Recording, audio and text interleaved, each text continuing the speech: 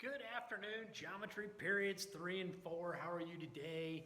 It's Mays here, coming at you from 308. It's Wednesday, it's the 20th of May, and I am going to pick a problem from section 11.6, number 23. Okay? Now, number 23,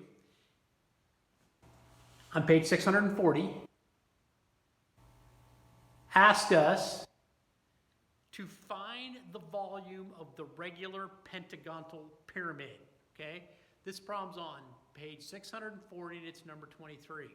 Now, you have found on page 636, there's the volume of a regular pyramid. 1/3 base times the height, where the capital B is the area of the base, okay? Now, what they give you in the textbook is they say all we have is the length of the side, which is 3, and the measure of an angle, which is 35 degrees. Now, here's the little picture in the book, okay? And they tell you the measure of angle ABC is 35 degrees, okay?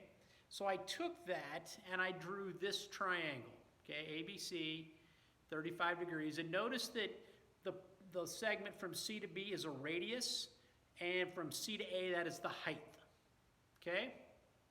Well, that's a great start. But unfortunately, we can't do much with that. We need to find the radius. To find the area of the base, we're going to need the apothem.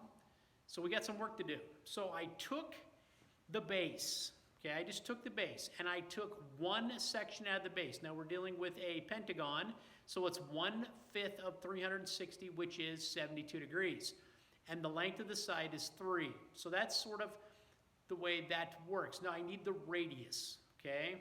So now I'm going to take half of that triangle, and I'm going to find the radius, and I'm going to find the apothem. Now notice when I take half that triangle, that little dotted line right there, that becomes the apothem. That cuts that side in half, 3 halves. And I know if I cut the angle in half, half of 72 is 36, okay? So now I can do the radius and the apothem, okay? So the radius, sine 36, because that's going to be the hypotenuse of that triangle, okay? And then the apothem is going to be the adjacent side of that 36-degree angle, okay? So this right here, that's my radius, okay? All right, so I got to recap. Pump that into the whiz-bang, do a little algebra, and the radius of this is 2.552, and the apothem 2.065, okay? I chose the sine because I have the opposite in the hypotenuse for the radius, and I chose tangent for the apothem because I need the adjacent and I have the opposite, okay? So those are your 2 critical first steps. Find the radius, find the apothem. Now, to find volume, I still need height. So let's go back to this little triangle over here, and I redrew it. I put it over here. Well, now I know something. I know that radius, 2.552. So now I can find the height, and I'm going to use the tangent function because I have the adjacent and I want the opposite, okay? And you do all that fancy stuff there where the opposite over the adjacent, tan 35 is equal to h over 2.552, da-da-da-da-da. And the height of this is about 1.787, okay? I have everything I need. I have the apothem, I have the height, and I can find the area of the base, and then I can find the volume, okay? So the base, the area of the base is 1/2 the apothem times p, the perimeter. It's 5 sides. They're each 3. That's 15. There's the area of the base, 15.4875 square units, okay? There. All right, and then the volume, 1/3 the base times the height. Well, the base, 15.4875, and the height, 1.87. And you divide that by 3, and you get about 9.23 cubic units is the volume of that regular pentagonal pyramid. Now, isn't that a cool problem? Doesn't that just rock? Wouldn't it be fun to see one of those on a semester test? Yes, it would. Anyway, take a little time to digest what we did. We looked at our picture. We took that little triangle, that ABC triangle out, and we identified what it was. Well, C to B is the radius, C to A is the height.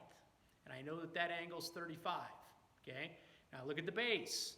It has a length, the side length is 3, okay? A pentagon, a central angle, 72 degrees from vertex to vertex, all right? That little dotted line, that's the apothem. The hypotenuse of that triangle, that's the radius. I can use the sine and the tangent ratios to find the length of the radius and to find the length of the apothem. Okay? Now I need the height. So I took my triangle that I pulled out of the picture, and I drew it over here, and now I'm going to use my tan function to find the height because I need the opposite and I have the adjacent. Okay? There it is. Now I have found all three critical pieces of this. I found the radius, I found the apothem, and I found the height. Okay? Then I plug them into the formula. I can find the area of the base, and then I can find the volume. Okay, isn't that a great problem? It's phenomenal. Okay, I'm just going to back up like this so you can see the whole thing. There it is. I expect all of you to be able to do that. All right, for those of you that are cranking these assignments in, fantastic, you're doing a great job. I've got a couple of you now that are totally done. With the exception of the up-and-coming check for comprehensions, you are going to get some of those, so don't think that you're done and you can jump on your little private jet and fly off to the Bahamas. Don't do that quite yet. Okay, so we have everything's posted out there. Please get them done. Continue cranking. You only have 6 academic days left, only 6.